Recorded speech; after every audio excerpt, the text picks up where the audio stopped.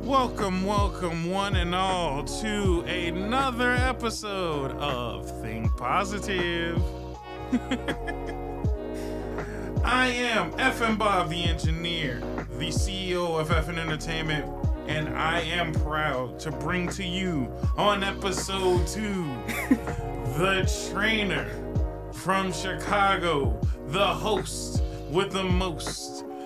Think Positive's host, Kelly Weekly. What an intro. Yeah, man. I think I did just something nice this time. Yeah, no, that was chef's kiss. Look Chef's at that. kiss. Well, Hi everyone. How's everyone doing? How are you doing, engineer? engineer behind the scenes, FNBOB.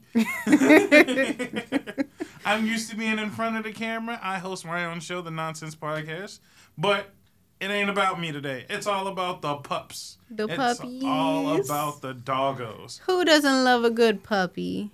I don't know. Nobody. Nobody, that's who.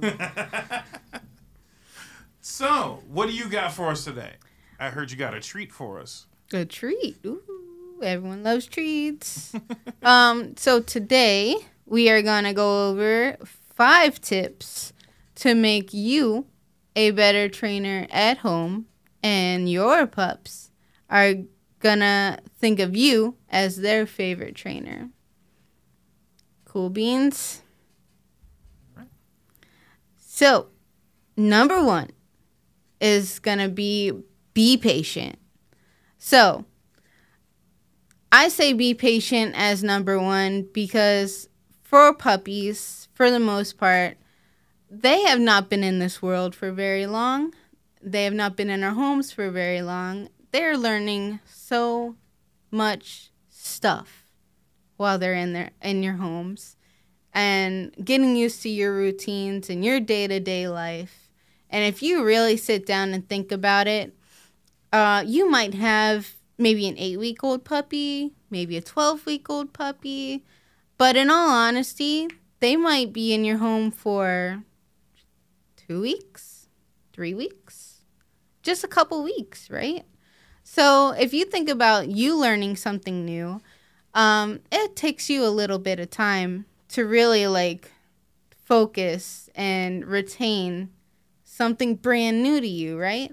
So we can't expect a brand new puppy to come into this world and come into your home to understand your routine and your way of life and get to all these new things of life and expect to know all these training things all at the same time when they've only really been with you for a week or maybe 2 or however long they've really been with you. It's a very short amount of time. So be patient. Let them be. They'll get it. Let them take their time. They'll get it.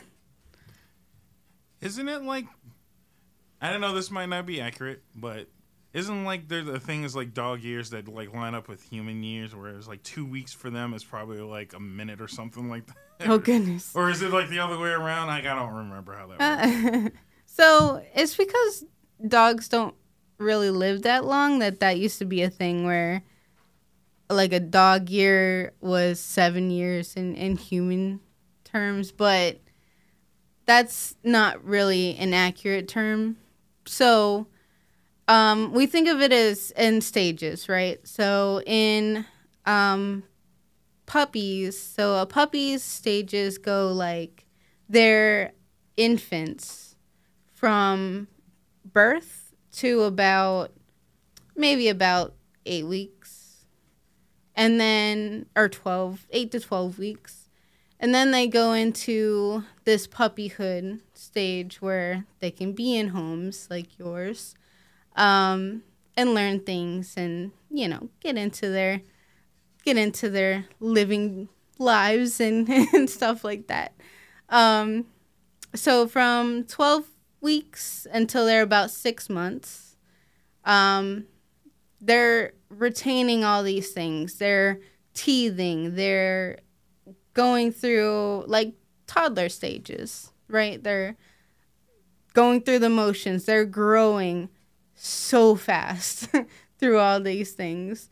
From 6 months to about 8 months. Some breeds, it's like 8 months to about 12 months, but depends on the size.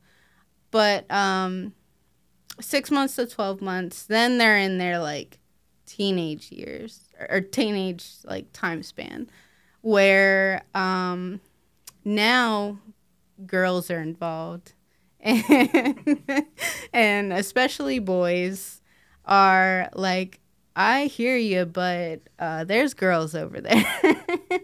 But and all the training that you did is like, girls. So so again, patience is key, especially during that time span, 6 months to about 8 to 12 months. So patience. That's when teething and biting and all the nipping is like at the highest. After that year to about 2.5, 3 is when your puppy really becomes behaviorally mature. So then they start to develop into their adult, and now they're a dog. And so they're done growing for the most part. Most dogs are done growing. They're really fully developed and everything's kind of good. And that's how they will be until they kind of get into their old senior years and their gray-faced years and the good times. So, yeah. And that can be different between sizings too, but usually 8 years is when that typically starts. But some dogs, some dogs can live a very long time. My dog personally lived to be 20 years old, which is insane for most dogs. So yeah, good stuff. There you go. And never forget, patience is key. Yep. Because they don't speak English. Yes. Yeah, that's true. So they are learning a new language. So you got to think about that too. Just like for me, learning dog body language is very important for everybody to know. They have to learn our language too a little bit, but it takes a while. Like learning a new language is hard. It takes a long time. So patience. Be kind. Okay. So number 2 is we want to keep training really short, especially with puppies. We want to keep training really short and really fun. So you want to do maybe 30 seconds, maybe a minute. At most, when you're doing things on a regular basis, every day, you should be doing some type of training for like 5 minutes. So that could be like 30 seconds at a time, stretched out over the day. It's 5 minutes total. So you could be doing like, 30 seconds of a thing, and then you stop and you take a fun break, and then there you go, and you go on with your day. So it's really short and really quick, and there you go. So keep it short and keep it fun. Puppies are going to learn much faster when things are really fun and really up to speed and, getting things going for them. So keep it really cool. So just like that. And just making sure, when you speak of training in general, you mean is it just your everyday basic task, or is it training with a trainer? Because obviously your sessions are averaging about an hour. Yeah, with training with me, I don't, every trainer is going to be different in what they do. But when you're training with me, training is an hour long. So those big like learning sessions are an hour, but we do short bursts of a thing. So we're learning it and we learn it really quick. And then we have a play we're playing in between. So we're learning it, and then we play, and then we learn a thing, and then we play. So it's still really short, even though our session is an hour. The training, like learning thing, is really short there. So you don't want to stretch it out too far where they're just like super frustrated. So if you've ever sat in a college like class, or even like a high school class that just dragged on forever, at some point you're just like, you're speaking Charlie Brown language right now. Like the humans that are in that, like the teachers and the adults that speak in there, you can't understand them. You're never going to understand them because it's ridiculous. And that's how it feels with dogs. When it's so long, they just, I don't get you. It's too big. It's too long. This is too much. You're blah, blah, blah right now. So keep it short. Okay. So on the term of keeping it fun, you want to have a level of reinforcement that works for you.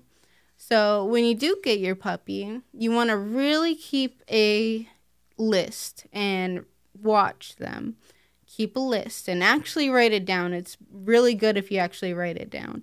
But you want to have a list of what they value the most and the least. So most animals and most puppies are going to value food, right?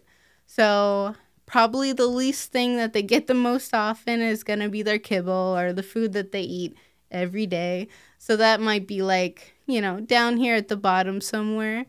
And then something really high, something all the way at the top here might be like something real meat.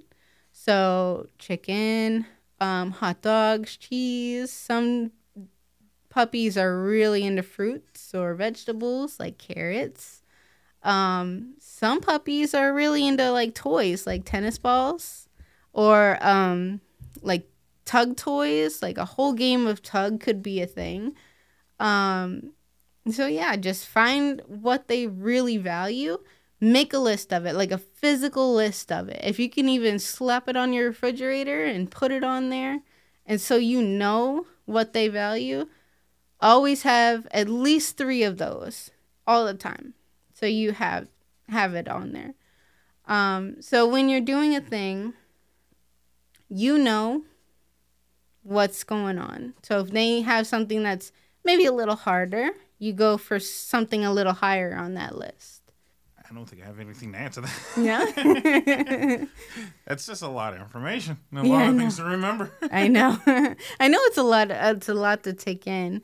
But yeah, puppies are a lot of work, and I know it is. And that's why I want this podcast for you guys to really go off of. There's so much information for puppies, and I really want there to be a place to have you guys to have all your information in one spot there. So yeah, all the good things. What are we on, number 4? I think 3. 3? No, we're on 4. Okay, so number 4. So on number 4, you want to end your sessions with a really fun thing. So you never want to just straight end a session with nothing there. If you just like have this really fun session where you're playing this games and you're having all this fun and they're getting all these treats and they're learning all these things and they're having a good time, which training should be really fun. And then all of a sudden it just ends and they're off to do whatever. And it's just, it could feel kind of like blue balls and just, well, what the heck am I supposed to do now? So, it could be kind of frustrating for some puppies. So really think about some fun things to do in between that time. So you could really play a good tug game. You could play a game of fetch with your tennis balls here. You could play some some find it games, some mental games that involve food if they're into that. You could, just get some games going in there that make the transition into, okay, now we're going to relax, instead of it just abruptly ending from the training, because you just don't want them to be frustrated and just like so high that there's no coming down from it. So yeah, find something fun to do at the end. Sorry. You're okay. I'm sick. No, don't be sick. Cool. No, that's super helpful. But I think topic number 5 is my favorite of all of your topics, actually. So we want to roll right into that one? You want to train at home first. Train in your low, distracting environments, and then transition to the higher distracting environments. So even things that are simple, like when you're sitting or doing things like that, practice at home. Do those simple things at home where it's easy, and so they can really understand what you're trying to say, and then transition to outside and just outside your door, or maybe in your sidewalk or your driveway if you have one, and then maybe to the dog park or where there's dogs playing around, or somewhere where it's more distracting, once they really, really understand what you want from them. That way they can think back to, okay, I really understood what you wanted, but now there's so many things going on here. Like, I have to really think about what you're saying now. And then I got it. So start at home, really understand the thing at home, and then slowly go into the distractions. Awesome. Super helpful. I think that's one of the things, and the reason why I said that was like my favorite of the 5 tips is because I think a lot of people get overwhelmed with the concept of training, and they kind of rush from one extreme to the next. And a lot of times they don't realize, especially here in the city, that just as quickly as you can get overwhelmed and your anxiety is a thing, it's 10 times worse for your puppy, because you're tall, dealing with all of this, noise, distractions, cars, people, other dogs. They're low to the ground, very small animals, and they're flipping out just as quickly as you think you're flipping out. So one of the exercises I like to tell people to do, especially with small dogs, when you have a very small dog, is actually get on the floor. Like, lay down on the floor if you have to. If you have like a Chihuahua, lay on the floor and look up. See how tall the world is when you're on the floor, and imagine being on that floor all the time. The world is huge when you're that small, and imagine being that small all the time. The world is not built for you. So imagine all of that, and then everybody thinks you're this toy and this joke that they can just pick up and move around and just, treat like whatever. Like, you're a living being, so you should be treated like one. So get on the floor and look up and imagine what it's like for your dogs. Just picture it. It's a really good exercise, especially for small dogs. It's a big world out there, and there's a lot of things going on. So, yeah, it's a thing. And especially for, like, leash walking, that's a big thing, too, because everyone just expects puppies to walk really well on leash right away. And leashes are weird, and they're not normal, and they're not natural. And so when they go outside with all these things going on, and everything's happening, and all these cars are happening, and all this stuff, these puppies don't know what's going on, and all this stuff. And the leash is already weird. They just want to walk around and smell things, but you just want to march down the street Like, that's weird. We're not supposed to march down the street. We're supposed to smell this bush over here. And so that's weird already. And you didn't practice any of that walking inside. So I don't know what to do with this. I don't know that I'm supposed to walk with you. We're just outside now, and I know to walk out. I know to walk. That's what I know to do. There's stuff over here. I'm going to go to the stuff. So that's normal. So, yeah, go back to your list. Be patient. Puppies are very distracted. Start inside. Awesome. And super helpful extra tip. All of these tips are available on the RK9 Instagram. Yeah. So yeah, there's so many things on Instagram. So, and there's always helpful tips every week on Instagram. So yeah, don't feel like just even though you should listen to this podcast, keep it saved if you want to re-go over it. But also know there's also written information for you. Yeah. So Kelly's here to help. All the time. So how about this? We take a quick commercial break. One commercial maybe. And then we'll come back and we'll answer some fan sent in questions. Oh, snap. Yeah, you got a few sent in questions for you already. Oh, boy. So we'll take a quick break and then we'll be right back. All right. Welcome back to the Think Positive podcast with Kelly Weekly, the trainer and host from Chicago. I forgot to put up your nameplate. Let's put up the nameplate. Nameplate. One more time. Bam. That looks so pretty. So, we are going to answer some of the fan sent in questions. Ooh, I love questions. And just I picked out a few. So, always send in your questions, people. We love questions. Yeah. And there's many ways to contact you from Instagram. My website, Your website. RK9training.com. There you go.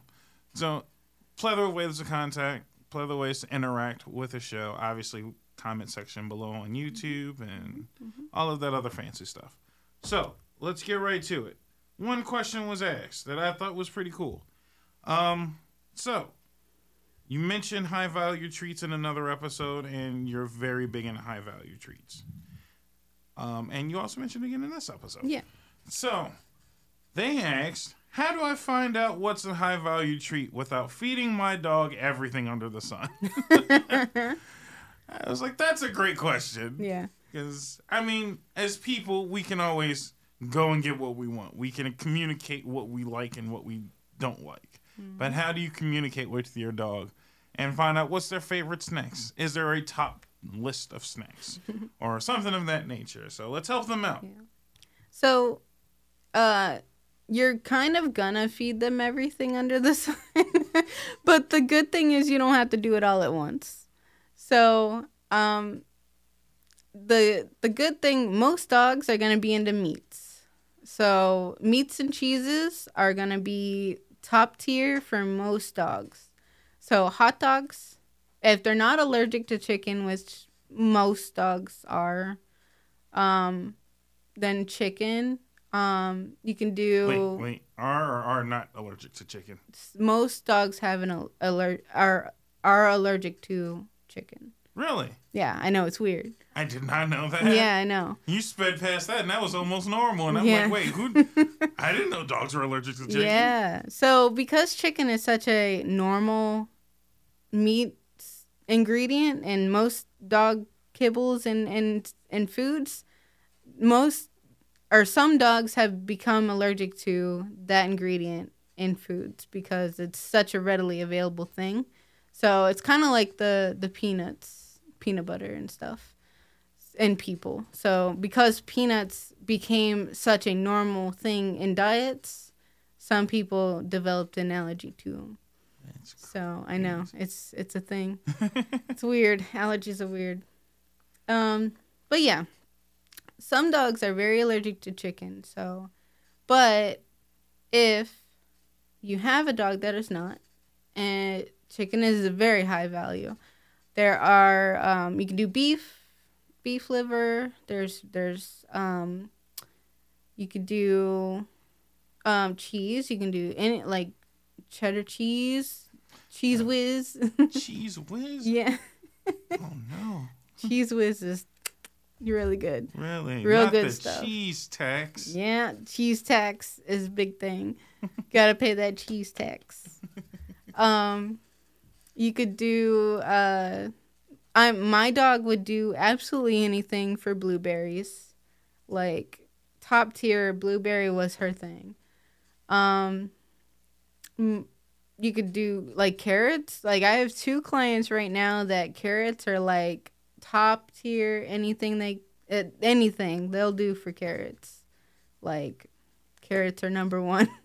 So it's you gotta trial and error that thing, and see what your dog or your puppy loves the most. So you're gonna feed them everything, but you don't have to do it all at once.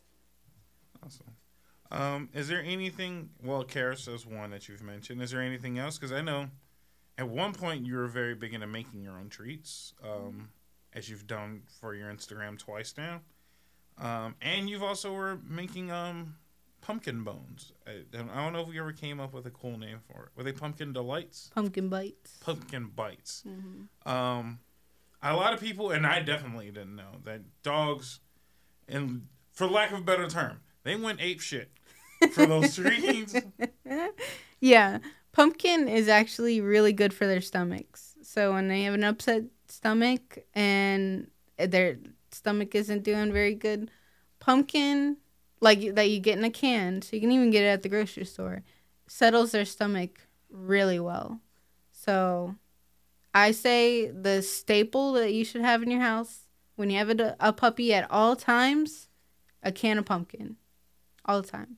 Always have a can of pumpkin. That's going to help their stomach so much.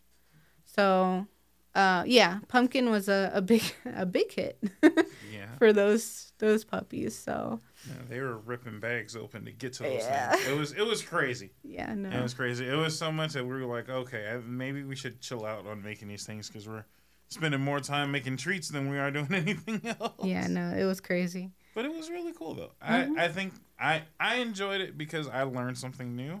Now everyone else knows too. So pumpkin is a great thing to have.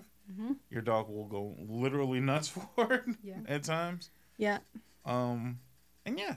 And then again, you've shown people how to, create little treats on their own, so they're not hard to make at home. Yeah, no. I think the newest recipe has baby food in it. Yes. So it's the baby food that I use is like a meat base. So I used chicken, and I kind of split it in half. So half of the recipe had chicken and chicken broth, and the other half had beef and beef broth. And then they both had mixed vegetables in it. So you basically had a full meal in this one treat. So it was amazing. I know the person that I gave the treats to, he also said that his dog ripped into where they had the treats and ate the whole thing in one sitting, which is not okay. But it was a full meal, so it was not bad for them. But baby food is a really good, high value thing too, because there's no crazy seasoning and anything in it. So, if baby food is a good substitute too. Yeah, I think that thoroughly answers the question. Maybe 6 ways over, but yeah. There you go. So try everything. You're not gonna get around it. And pumpkin and carrots. Pumpkin and carrots, yes. And meat. Meats. Always the meats. So one other question. I thought this was fairly interesting, and I want to see if you can enlighten us further, because I tried to research it, and I was like, you know what? I'm just gonna let the professional handle this one. This was the question is, I'm trying to teach my dog paw, and I notice that he always gives me his left paw consistently. Mm-hmm. The question was, not what I was expecting, was how to get him to use the other paw, but do dogs have a favorable paw like we are favorably handed? Yeah, actually. And most dogs are left-pawed, and instead of most people are right-handed. That is most nuts. dogs are left pawed.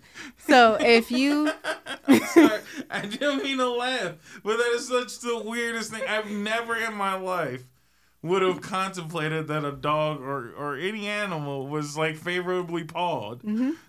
yeah, most are left. And you not only did you know, but you're like, no, they're all lefty.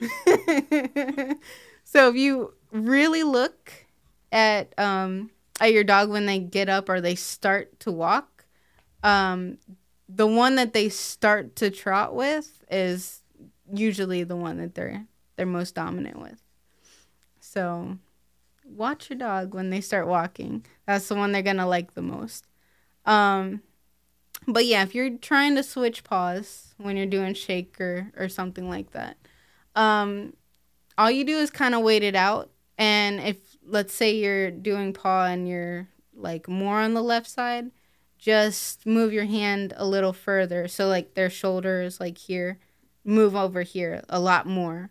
So they almost have to use that other hand or that paw to get to your hand. It's a little tip. That's awesome. And now I have a question because that threw me for a loop a little bit.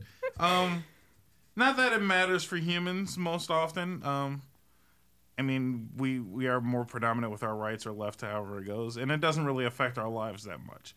But now I'm curious, does it have any, I won't say lasting effects, but just lasting things that you should keep your eye on if your dog's left or right pawed? Not really, no. Not that I can think of, no. Okay. I thought that was quite interesting. Yeah, no, it's cool, right? All right. I think that's all the big ones. Oh, no. Pets and onions was a thing. Can animals have onions? Puppies cannot not have onions. No, no, no. Bad stuff. They are bad for puppies, but I can't remember why. But they cannot eat them. Bad stuff. No, no, no. So I did a quick search just to see. Onions are toxic and can be very serious and expensive to treat. Toxic poisoning. Mm-hmm. So, yeah, let's just leave it at that. No onions. No onions. No, no, no. I would have never thought that was a thing. Yeah. And I guess just because, I mean, most people give dogs table scraps, so. Yes. So the big thing is, like, no seasonings. That's when you do, like I said, you could boil chicken and give it to your dog. You could also do, like, bone broths, like chicken broths and things like that. When you do things like that, no seasonings. No, nothing like that. So no garlic, no onion, no mustard seeds, no seasonings in there. None of that stuff, because there's, like, the spices that they have in there could have those things in it, and it's so bad for them, and it could shut down, like, kidneys and things like that. It could be toxic for them, stuff like that, and they don't have to label it on a human label on the ingredients label. So you don't know actually what's in there. So when you are buying dog stuff at the grocery store, if you are buying things like that, just be really careful on the ingredient list that it doesn't just say spices.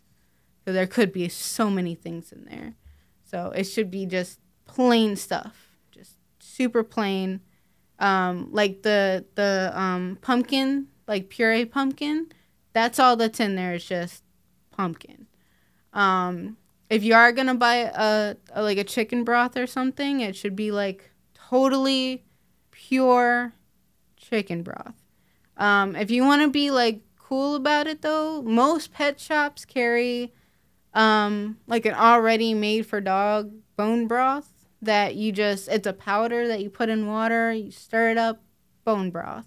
So it's already kind of done and it's made for dogs. So it kind of has vitamins in it that is good for them anyway. So going to the grocery store, is like it's good because it could potentially save you some money, but be really careful what you're getting. So that's another one I did not know. I was just like, dogs and onions. That seems like, I don't know if they were just like asking if it's okay to feed them raw onions or something like that. No. But hey, no, I did not know that they could not have onions. So onions is quite deadly. Mm-hmm. I was always taught that it was chocolate was the big no-no. Yeah. Would have never guessed seasonings. Yeah, seasonings bad. All right. Well, I think that's the questions we should answer today. Mm-hmm. If you guys want to Leave your own, ask more, comment below on YouTube, send an email, send an Instagram post, whatever. Mm-hmm. She's always available and makes the show more fun if you get a little bit of interaction. Yeah. Yeah, let me know. I love questions, so. That's all. And again, you learn some weird stuff like dogs are left-handed. Again, the most impressive thing I've learned today. Yeah. I love the puppy tips and training tips in the beginning, but I'm going to say big takeaway today is learning that your pet's most likely a lefty. Yeah. Most of them. Most of them. So watch your pets. When they start to walk, see which one they start with. Most of the time, that's the one they're dominant with. That's crazy. So now, and if you're a Cubs fan or a Sox fan, you might want to see if your dog's a switch hitter. What? See if you can, he's ambidextrous. You know what I mean? Oh my goodness. He's a southpaw dog. All right. So on that note, I think that is another great episode, full of entertainment, full of fun, full of knowledge. Mm-hmm. So as always, it's been fun. Make sure you subscribe, click the like button, rate us on iTunes, follow us on Spotify. Show your appreciation. And again, if you're in the Chicago area, I'm sorry. City of Chicago. Just drop by the website, www.rk9training.com, and book an appointment. Book a consultation. See if we can help you in some form, some manner, anyhow. Yep. Follow me on Instagram, RK9 Training LLC. I think that's about it. Yep. Linktree is below if you forgot something, so that'll connect you to everything and other places to listen to podcasts. Listen to the podcast at your own leisure in your most convenient manner. Yes. We are, or she is available everywhere that a podcast is available. All right. Thank you so much. This is fun. Yes. So until next time, we will see you later. Bye-bye. Pet your dogs.